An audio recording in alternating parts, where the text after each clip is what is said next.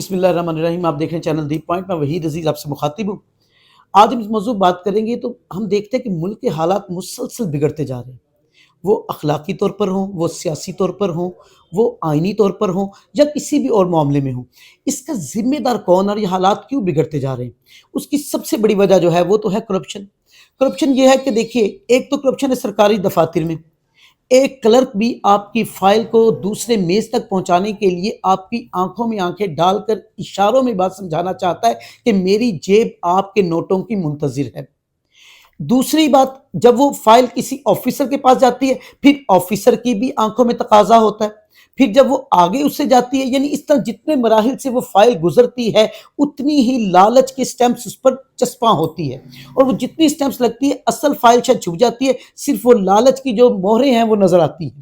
اور یہ کون لوگ ہیں؟ یہ وہ لوگ ہیں جو تعلیمی اداروں میں پڑھتے بھی ہیں، پڑھ کر حلف بھی لیتے ہیں کہ ہم اس ملک کے ساتھ مخلص ہوں گے، ہم عوام کے ساتھ مخلص ہوں گے، ہم اپنے دین کے ساتھ مخلص ہوں گے، ہم اپنے کام کے ساتھ مخلص ہوں گے، لیکن اخلاص کے علاوہ ہر چیز ان میں پائی جاتی ہے۔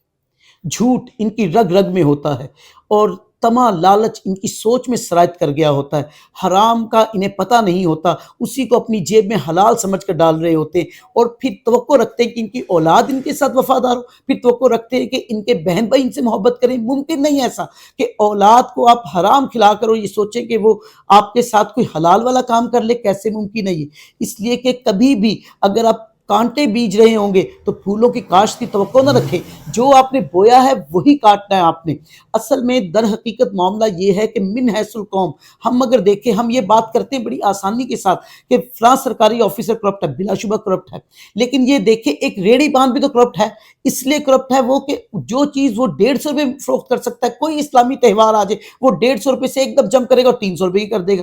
یہ کون سا اسلام پڑھ لیا انہوں نے؟ یہ کون سا دین سمجھ لیا انہوں نے؟ یہ کون سا اسوہ حسنہ سمجھ لیا انہوں نے؟ اگر پیغمبر عالم کی آپ زندگی کو پڑھیں، آپ اسوہ حسنہ صلی اللہ علیہ وآلہ وسلم کا مطالعہ کریں، آپ خلفاء راشدین کے ادوار دیکھیں، تو آپ کو بات سمجھ آ جائے گی کہ انہوں نے کیا سکھایا تھا عوام کو جس میں آسانی مل سکے۔ اب اگر حکومت کرپٹ ہے تو اس میں بھی بات یہ ہے کہ جس طرح کے لوگ ہوں گے اسی طرح کے حکمران آئیں گے نا، اسی معاشرے سے حکمرانوں نے نکلنا ہے، وہ یہیں سے سامنے آئیں گے۔ ایسا نہیں کہ وہ فرشتے بن کر سامنے آ جائیں گے، وہ جس طرح کی عوام ہے اسی طرح کا رویہ ان کا ہو جاتا ہے۔ اور اب جو ہمارے حکمران ہیں، بلا شبہ اگر دنیا میں ووٹنگ کروائی جائے تو وہ ٹاپ کے کرپٹ نکلیں گے، اس لیے کہ ان کی جائیدادیں باہر، ان کے بچے باہر، ان کی تمام چیزیں باہر، ان کے تمام اثر و رسوخ باہر، صرف اور صرف حکومت پاکستان میں۔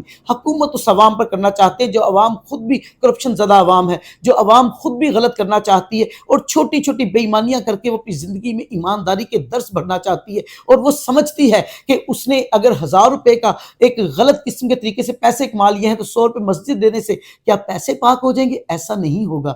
ہمیں سمجھنا پڑے گا کہ حالات کیوں خراب ہو رہے ہیں۔ اس میں کوئی شک نہیں کہ اوپر والا معاملہ سارا غلط ہے، سب کرپٹ بیٹھے ہوئے ہیں، لیکن سوچیں کیا ہم اپنے طور پر ٹھیک ہیں؟ ہم بھی تو ٹھیک نہیں۔ جتنی بے ایمانی کا موقع ہمیں ملتا ہے ہماری حیثیت کے مطابق ہم اس میں بہت ایکٹیو ہیں۔ اسی طرح ہم سے جو بڑا ہے وہ ہم سے زیادہ بے ایمانی کرتا ہے، جو اس سے بڑا ہے اس سے زیادہ بے ایمانی کرتا ہے۔ اس طرح یہ ایک بے ایمانی کا تسلسل ہے جو چل رہا ہے، جو اوپر سے لے کر نیچے تک سب میں سرایت کیا ہوا ہے، اور بڑے فخر کے ساتھ ہم اس بے ایمانی کو کرتے چلے جاتے ہیں، اور پھر توقع رکھتے ہیں کہ حالات ٹھیک ہو۔ ایسا نہیں ہو سکتا۔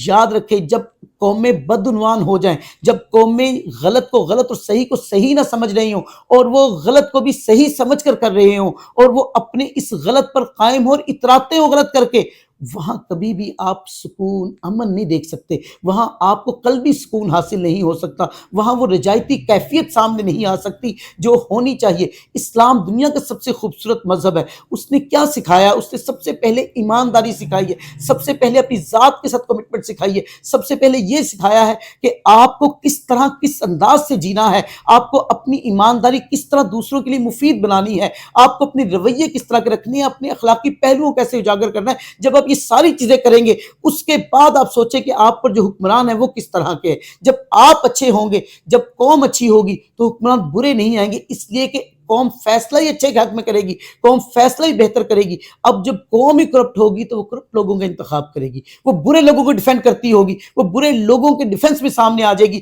جب آپ غلط کو غلط اور صحیح کو صحیح نہ کہہ رہے ہوں تو وہ قوم قابل رحم ہو جاتی ہے، اس لیے کہ وہ قوم اپنے ٹریک سے ہٹ چکی ہوتی ہے، وہ قوم اپنے ویژن سے ہٹ چکی ہوتی ہے، وہ قوم اپنے پیشوا کی تعلیمات سے دور ہو چکی ہوتی ہے۔ اور ہمارے پیشوا تو وہ ہیں جو رحمت للعالمین ہیں، جن کا ہر قدم انسانی فلاح کے لیے، جن کی ہر سوچ انسانی ترقی کے لیے، جن کی سانس سانس اس لیے تھی کہ امت کو خوشحالی نصیب ہو جائے۔ تو کیا ہم ایسا سب کر رہے ہیں؟ کیا ہم ایمانداری کے ساتھ ناپ تول جو ہے وہ پورا کر رہے ہیں؟ کیا ہم جو چیز فروخت کر رہے ہیں اس کو اس کی کوالٹی پہ فروخت کر رہے ہیں؟ کیا ہم اب نارمل پروفٹ کے لیے لوگوں کو دھوکہ نہیں دے رہے؟ یہ وہ سوالات ہیں جو ہمیں خود سے بھی کرنے پڑیں گے اور یقیناً حکمرانوں سے بھی کرنے چاہیے، لیکن پہلے اپنی ذات کا احتساب تو ہو۔ پہلے اپنے آپ کو تو کٹہرے میں کھڑا کریں، پہلے اپنے آپ کو ٹٹولیں ہم کیا صحیح چل رہے ہیں، پہلے خود کو دیکھیں کیا راستہ صحیح ہے۔ یاد رکھیں، ایک چیز کو سمجھنے کی کوشش کریں، جس طرح پانی خود اپنی پنسال میں آ جاتا ہے، سر سید نے کہا تھا، بالکل ایسے ہی جس طرح کی قوم کا رویہ ہوگا، قوم کا رویہ جس نوعیت کا ہوگا، قوم کی سوچ جس نوعیت کی ہوگی، اسی طرح کے حکمران ان پر جو ہے وہ مسلط کر دیے جاتے ہیں، اور وہ حکمران عذاب بن کر ان کے سامنے موجود ہوتے ہیں۔ جب ان کی اپنی بےایمانی حاکمیت کی صورت میں ایک بے ایمان کا روپ لے کر سامنے آ جاتی ہے تو پھر حالات ٹھیک نہیں ہوتے، پھر حالات بگڑنا شروع ہو جاتے ہیں، پھر حالات کنٹرول میں یا قابو میں نہیں رہتے۔ تو اب اس وقت من حیث القوم ہم بھی جس جگہ سٹینڈ کر رہے ہیں، بلا شبہ ہم حالات کے ساتھ اس نوعیت پر جا پہنچے کہ جہاں کوئی بھی چیز ہمیں سنورتی ہوئی واضح نظر نہیں آ رہی۔ اللہ رب العزت ہمیں سنورنے کا موقع دے، اچھائی اور برائی میں تفریق کرنے کا موقع عطا کر دے، ہم فرق کر سکیں غلط کیا ہے صحیح کیا ہے، ہمیں سمجھ میں آ جائے کہ صحیح راستہ کیا ہے اور غلط کیا ہے، تو بلا شبہ ہم ایک اچھی قوم بن سکتے ہیں، اور انشاءاللہ بہتر حکمران اللہ کے فضل و کرم سے ہمیں میسر بھی آ جائیں گے۔ ویڈیو اچھی لگی ہے تو چینل سبسکرائب کیجیے گا۔ انشاءاللہ ایسی کسی ویڈیو کے ساتھ پھر ملاقات ہوگی۔ اپنا خیال رکھیے گا۔ فی امان اللہ۔